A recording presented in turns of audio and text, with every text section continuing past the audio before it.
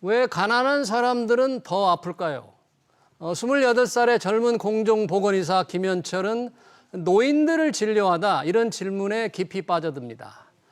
그래서 경제학으로 인생 항로를 바꾼 그는 통계와 현장을 엮어 사회 문제에 대한 실증적 해답을 제시하는 경제학자로 거듭나죠.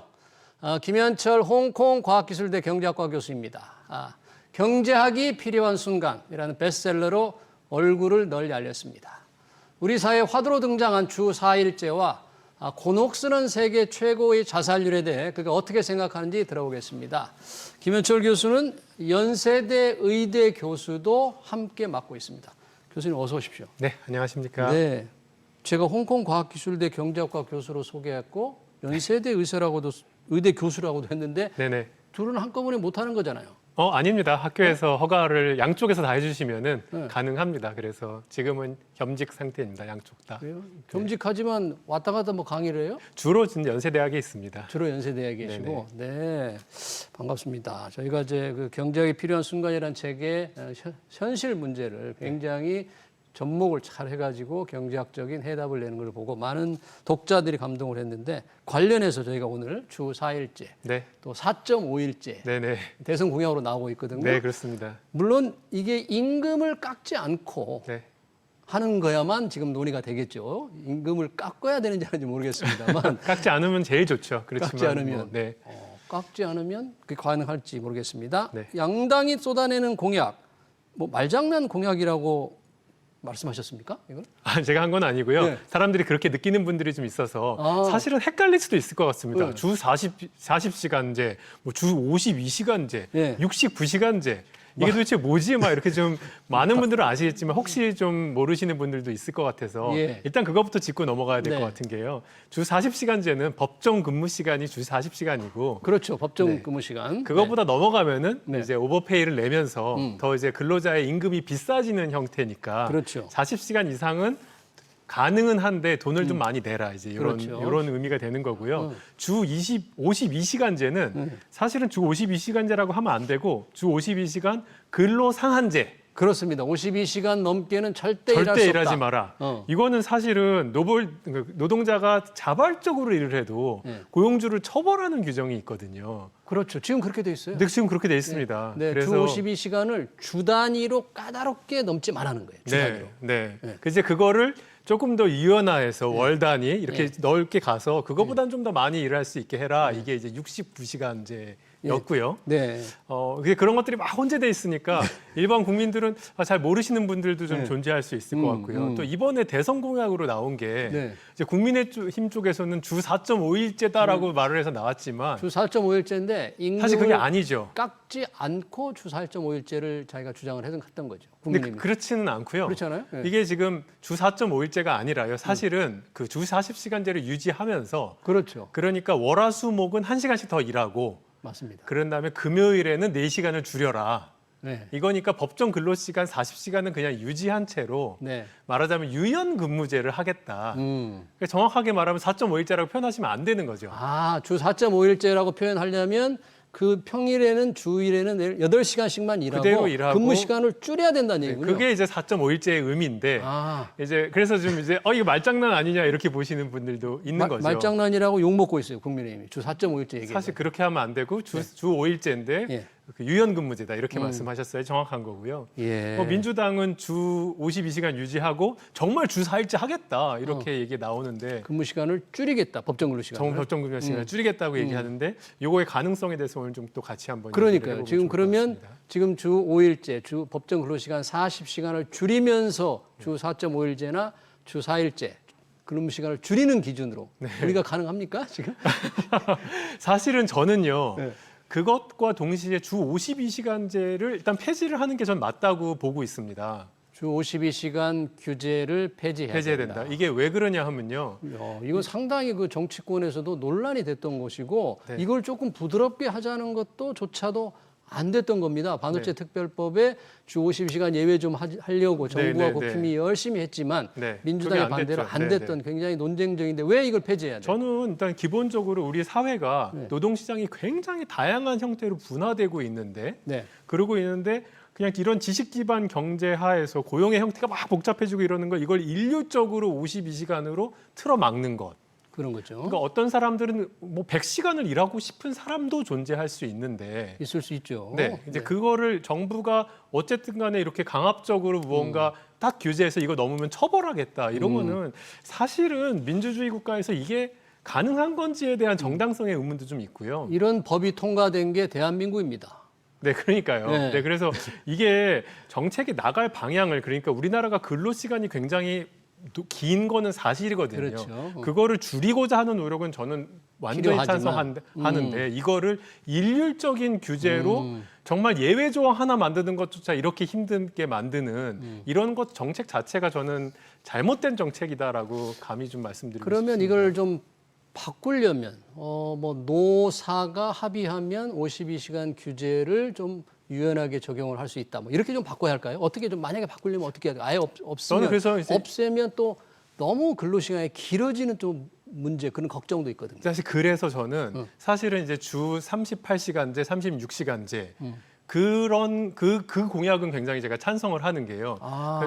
그게 이제 말하자면 강압적이냐 너찌냐의 차이입니다. 너찌라 함은 네. 그러니까 할 수는 있게 열어두되 좀 못할 수 그렇게 장기 시간 근무를 하지 않을 수 있도록 쿡쿡 찌르고 그러니까 뭔가 이렇게 소몰이 하듯이 가는 이게 그래서 주 38시간제, 36시간제를 하면요. 네. 그러면 이제 고용주가 근로자한테 지불해야 되는 비용이 올라가잖아요. 그렇죠. 네. 네. 네, 그런 식으로 규제를 하는 것이 그런 식으로 규제라기보다는 그런 식으로 이렇게 인도를 하는 것이 적절하지 이렇게 뭔가 강압적인 규정이 딱 있어야 된다. 이거는 사실은 앞으로 나갈 방향은 아니다라고 생각합니다. 주 36시간, 주 38시간을 법정 근로시간을 줄이는 것도 필요하다는데 만약에 줄일 경우 네. 그래도 만약에 어느 기업이라 하면은 네. 뭐 생산량이 똑같아야 될 거 아닙니까? 생산량이 줄어들면 안 되잖아요. 네네. 그러면 생산성을 높여야 될 텐데 네. 그럴 수 있게 우리 환경이 되겠나? 기업들이 어떤 근로윤리라든지 뭔가 자동화라든지 모든 면에서 시간 줄어드는 만큼 더 생산성을 높일 수 있는 방법이 과연 사실 이제 있느냐? 좀 그렇게 걱정되잖아요. 네. 그래서 사실 이제 우리가 주 5.5일제에서 주 5일제로 갔습니다. 그렇죠. 그게 옛날에 반공일이 있었습니다. 그러니까요. 저도 사회 초년생이었을 때 네. 토요일 날 근무했던 기억이 나요. 예. 그때 이제 정말 이렇게 근무 시간 줄이면 삶의 터전도 있습니다. 월급이 줄어들게 됩니다. 이제 그런 걱정 많이 했는데 이게 이제 한 20년 지나고 나니까 당시에 정말로 그런 일이 발생됐는지 연구를 한 게 있습니다. 그래요? 어떤 결과가 나왔어요? 봤더니 오히려 생산성이 높아졌어요. 생산성이 높아졌다. 오히려 높아졌어요. 그때 5.5일제에서 5일제로 됐을 때 어떻게 높아졌을까? 어떻게 높아졌냐 하면요. 사실은 이제 나머지 근무하는 시간에 집중도가 더 올라갈 수 있거든요. 네. 그런 방식도 또 될 수 있고 또 하나는 이제 근무 시간이 줄어드니까 뭐 기계라든지 뭔가 그거를 극복할 수 있는 다양한 방식들이 도입되거든요. 예. 그걸 통해서 오히려 생산성이 높아졌습니다. 지금 우리가 그러니까 주 4.5일세로 간다고 해서 예. 반드시 생산성이 떨어질 것이라고만 생각하는 거는 꼭 그렇게 규정할 수는 없다. 주 5.5일제가 5일제로 됐을 때 높아진 생산성을 견주어 보면 반드시 우리도 그렇게 걱정할 필요는 없을 것 같다. 아니요, 그런 걱정은 얘기는. 해야 되지만 걱정해야 반드시 되는데 무조건 생산성이 준다라고 준다고 단정할 하실 필요는 수는 없다고 없다. 생각하는 거죠. 그러니까 전체적인 법정 근로시간을 줄여 나가되 네. 또 더 일할 수 있는 사람, 아까 주 52시간 규제 같은 또 그런 거는 네네. 뭐 노사가 합의를 하든 어떤 데서 좀 좀 풀어줘야 유연하게 된다 완전히 이거죠. 풀어줘야 된다고 생각합니다. 그러니까 예를 들면 레지던트, 그러니까 의대 레지던트, 제가 의과대학에 있으니까요. 네. 의대 레지던트들은 이제 막 80시간, 100시간씩도 일했잖아요. 네. 근데 이렇게 강도 높은 일을 하는 이유가 뭐냐 하면요. 예. 사람의 생명을 다루기 때문이거든요. 왜냐하면 처음 레지던트 되면 뭔가 굉장히 다 부족합니다. 네. 그런데 이렇게 열심히 일함으로써 기술을 습득을 쫙 하는 거거든요. 아, 그래서 다음에 환자가 왔을 때 이 환자가 생명에 살릴 가능성이 높아지는 네. 이런 것까지 사실 생각해 보셔야 된다고 생각이 드는 게요. 네. 레지던트들 일 너무 많이 하는 게 문제지라고 해서 네. 무조건 줄여 40시간만 해 네. 이러면 네. 사실은 조금 더 그 뭔가 정말로 종합병원에 입원해야 되시는 분들한테는 네. 또 리스크가 있을 수 있는 부분이 있어서 네. 이 모든 사회에는 다양한 직종이 존재한다. 다양성이 다양한 그런 훈련들이 이루어질 수 있도록 우리가 너무 지나친 강압적인 규제는 별로다. 너찌로 가야 된다라고 말씀드립니다. 작은 작은 걸 제도를 고쳐서 전체를 바꾸는 넛지 형태로 가야 된다 그러는데 의사라든지 이런 전문 인력의 경우에는 그럴 수도 있지만 네. 일반 중소제조업이라든지 또는 대기업 제조업 공장 같은 경우에서는 근무 시간이 줄어들어서 네. 주 38시간이나 주 36시간이 가능한 기업도 있을 수 있고요. 네. 생산성이 유지되면서 네. 그러지 못한 기업들도 있을 텐데 자칫하면 뭔가 기업 간의 차별화가 좀 많이 나면서 네. 근로자들이 뭔가 이게 조금 구별되는 그런 상황이 올 것도 같아요. 네, 정확한 지적이시고요. 네? 사실 그게 제 연구이기도 한데요. 네. 제가 이제 회사를 차려갖고 다른 나라에 회사를 차려서 네. 정말 적은 근무 시간으로 사람을 뽑아보기도 하고 예. 장기 근무하는 그러니까 지금 워크아워가 긴 사람, 네. 긴 쪽으로 사람을 뽑아봤는데 네. 확실히 그 이제 짧은 근무 시간 대신 월급이 줄어드는 쪽으로 예. 해서 오는 분들은 길게 일하는 쪽으로 오는 분들에 비해서 생산성이 좀 낮은 분들이 옵니다. 아, 그러겠죠. 네, 네. 아무래도 그렇거든요. 그래서 제도를 도입할 때요. 예. 어떤 회사는 짧은 시간 일하고 어떤 회사는 긴 시간 일하고 이런 식으로 하면은 아무래도 능력 있는 분들이 긴 시간으로 가고 능력이 좀 부족하신 분들이 짧은 시간으로 가기 때문에 네. 이런 구조가 생깁니다. 예. 그래서 좋지가 않고요. 할 거면 나라가 전체적으로 결단을 해서 예. 이제 뭐 40시간에서 38시간 하겠다라고 했을 때는 동시에 딱 이렇게 돼야지 동시에 시행을 해야 그런 된다. 불균형이 예. 벌어지지 않을 예. 것이라고 예측합니다. 예. 그러면서 또 장시간 근로를 원하는 데는 또 탄력적으로 할 수 있도록 제도를 조금 유연하게 적용을 하면서 그렇게 선택의 폭을 좀 넓혀줄 넓혀줘야 필요가 된다. 있다. 네. 그런 얘기네요. 저는 그렇게 생각합니다. 네, 이 지금 4.5일째, 4일째 하니까 과연 기업들이 따라갈 수 있을까 걱정이 많은데 이런 선택의 폭을 넓혀주는 제도를 한다면 뭐 한번 해볼 수도 있죠. 시도해봄직도 하다는 생각도 듭니다. 네네. 주제가 많은데 우리 안 좋은 주제로 한번 넘어갈까요? 네네. 자살률 1위. 네. 우리 지금 출생률도 출생률도 1위, 거꾸로 꼴등으로 1위. 1등입니다. 네. 자살률은 정말 1등인데 네. 우리나라 자살률이 언제부터 이렇게 확 높아졌어요? 우리나라 자살률 얘기하기 전에요. 네. 저는 말씀하신 그 출생률과 출생률. 자살률이 세계 1위인 것은요. 네. 사실은 근본적인 기저에 대한민국 사람들이 행복하지 않고 불행하다라는 것이 깔려 있다고 생각합니다. 우리 사회에 뭔가 문제가 있는 거죠. 아니, 불행하다고 생각하는 거라는 겁니까? 좀 불행하다는 겁니까? 진짜 불행한 진짜 거죠. 불행한 거예요? 네. 네. 그러니까 사실은 이렇게 사회가 각박하고 안 좋은데 네. 굳이 내가 애를 낳아야겠냐? 또 노인들 자살이 제일 높거든요. 예. 이렇게 힘든데 그냥 나의 삶을 마감해야지. 예. 이것의 근본적인 기저에 대한민국 사회가 뭔가 잘못 돌아가고 있는 게 존재하는데 예. 네, 그래서 자살률로 돌아와서 네, 네. 우리 사회가 원래 이렇게 자살률 1등 국가가 아니었습니다. 그래요? 1980년대만 해도 네. 우리나라 자살률이 굉장히 낮은 편이었습니다. 굉장히 그때부터 높은 줄 알았는데 안 그랬어요? 언제부터 네네. 높아졌어요? 이게 IMF 시절 이후로 급격하게 늘어났습니다. 그러다가 2010년에 정점을 찍었고요. 예. 그 뒤로부터는 사실은 줄어드는데요. 아, 지금은 좀 낮아지고 있습니까? 낮아졌는데 요즘에 살짝 다시 올라갔는데 그 2010년 때 정점에 올랐을 때 다른 나라들은 급격하게 다 떨어졌거든요. 자살률이? 그래서 우리나라가 지금 1위인 게 예. 다른 나라들보다 덜 떨어졌습니다. 아, 그렇군요. 그래서 오. 우리나라가 현재 요 그래프가 좀 나오는데요. 예.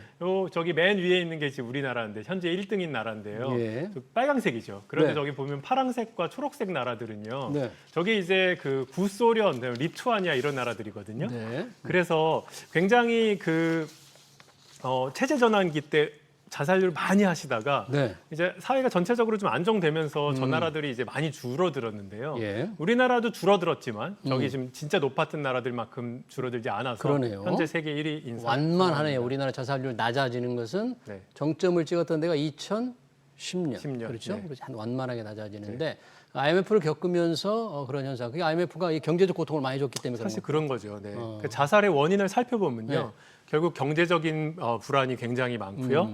그 다음에 친구가 없는 것, 외로운 거. 외로운 것, 그게 이제 두 번째 이유가 있습니다. 예. 네. 그리고 결국은 그런 것들이 우울한 감정으로 이어지면서 네. 우울하고 고통스럽고 그러다 자살하시는 이게 이제 심리적 부검이라고 하는데요. 심리적 부검. 자살하시는 분들을 다 살펴봅니다. 아. 어떤 분들이 자살하는지 사실 우리가 다 알고 있습니다. 네. 그래서 그 원인에 맞게 처방을 내리는 것들이 필요하다고 생각합니다. 그런 처방이 이제 여러 가지가 있을 거지만 정부가 이렇게 발표하는 거 보면 네네. 자살 예방을 위한 정책이 많은 것 같아요. 그래서 뭐 정신건강 검진을 지원한다 네. 이런 쪽에 정부가 좀 많이 하는 것 같은데 그러면 이거는 자살을 조금 줄이는 예방하는 효과적인 대책입니까? 네, 그러니까 주로 정부 정책이 자살 예방 정책은 네. 보면은 뭐 정신 건강을 이제 정신 건강 검진을 열심히 좀 지원한다고, 해보겠다. 예, 예. 그다음에 상담을 좀 늘리겠다. 예. 이게 아예 뭐 효과가 없다라고 말할 수는 없지만 예. 정신과적 영역에 좀 국한되어 있는 것들을 볼 수가 있습니다. 여기 지금 보시면은 정부의 자살 예방 정책 예. 1번, 2번, 3번, 4번 다 보시면은 예.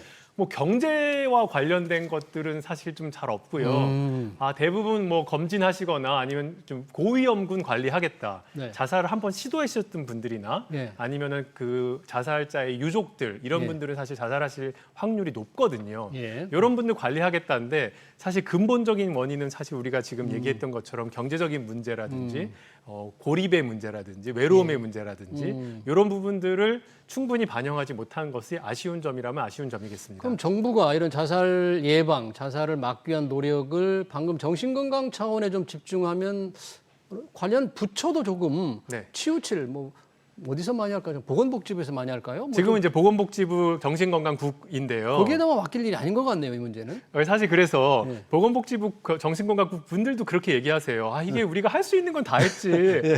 자살의 원인이 이렇게 사회경제학적 원인이 많은데 이거 우리 보고 다 못한다 이렇게 말씀을 하시는데 예. 이제 흥미로운 거는요. 우리나라의 자살률이 그래도 2010년에 비해서 많이 줄었잖아요. 예. 그랬는데 특별히 많이 줄인 분들이 예. 노인의 자살이 급격하게 줄었습니다. 아니, 노인 자살률 높은 건 아니었어요? 계속 올라가는 거 아니었어요? 2010년 네 줄었습니다. 그래서 대한민국 여기 이제 그래프 보시면 네. 저 빨간색과 빨간 파란색 1등, 2등이요. 네. 우리나라 80세 노인들, 80세 이상의 노인들, 70세 이상 노인들이 자살률이 진짜 급격하게 늘었다가 저 위에 빨간 게 지금 80대 이상입니까? 80대 이상입니다. 네.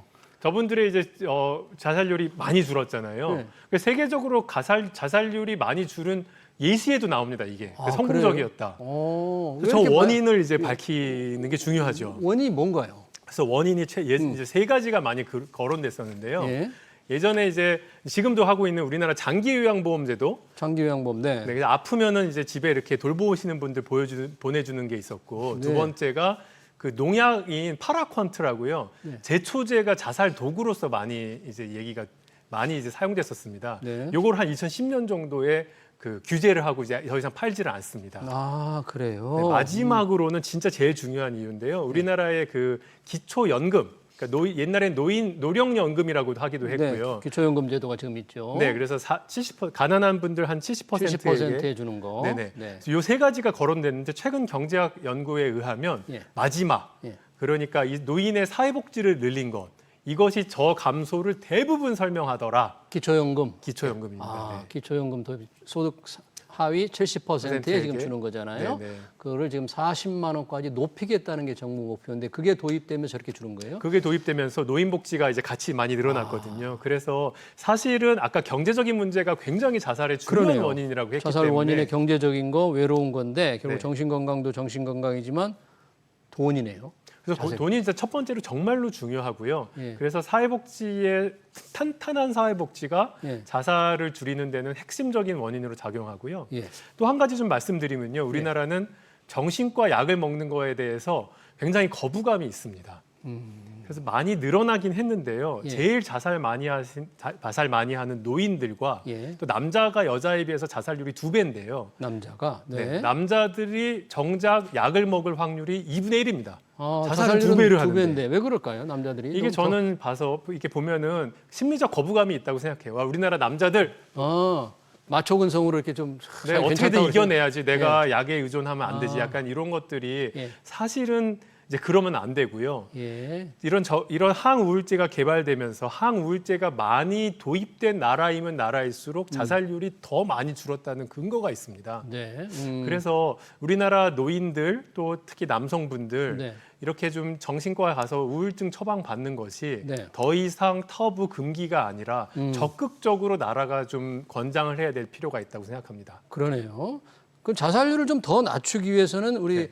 사회복지, 노인복지 이런 경제적 복지에 더 신경을 써야 된다. 결국 그런 결론인가요? 네, 그렇습니다. 어, 그리고 한 가지 더 있는데요. 네. 아까 외로움 말씀드렸잖아요. 네, 자살률 원인으로 돈과 네네. 친구가 없는 외로움. 맞습니다. 그래서 사실 최근 연구가요. 예. 우울증이 있는 사람들 중에서요. 그러니까 예. 우울증이 없으면은 친구가 좀 없어도 괜찮은데 음, 우울증이 있는 분들에서는 이분들이 독거를 하느냐 아니면은 누군가 가족들이랑 같이 사느냐에 함께 따라서 사느냐. 예. 자살률이 굉장히 많이 차이 난다는 그런 성균관대 전홍준 교수님의 논문이 실제 있습니다. 실증적 연구 결과가 실증적 있습니까? 연구가 있습니다. 네. 그래서 결국은 진짜 좀 자살 위험하신 분들은 그 옆에 누군가가 그분들을 지켜줄 이런 사회적 자산이 있어야 된다고 예. 이제 그런 결론인데요. 예. 그런 공동체의 회복 이걸 이제 사회적 자산이라고 표현하는데 사회자본, 자산. 네. 사회자본이라고 표현하는데요. 예. 이런 게 우리나라가 지난 20년간 붕괴되었습니다. 이게 붕괴됐다. 네, 어떤 말이냐 하면요. 왜 혹시 응답하라 1988 이런 거 보면은요. 네. 동네 사람들끼리 음식 나눠 먹고 뭐 애들도 같이 키우고 네. 막 이런 것들이 사실 우리가 없어지면서 네. 아파트에서 사실 옆집 사람들이 누군지도 모르는 그렇습니다. 이런 형국으로 현실인데요, 갔거든요. 그게. 네. 사실 그게 외로움으로 이어지는 거죠. 예. 친구가 없어지는 것이고. 네, 요런 것들 공동체성이 회복되는 것도 꼭 필요하다라고 네. 말씀드리겠습니다. 사회적 자산을 더 활성화시키는 네. 그런 거군요.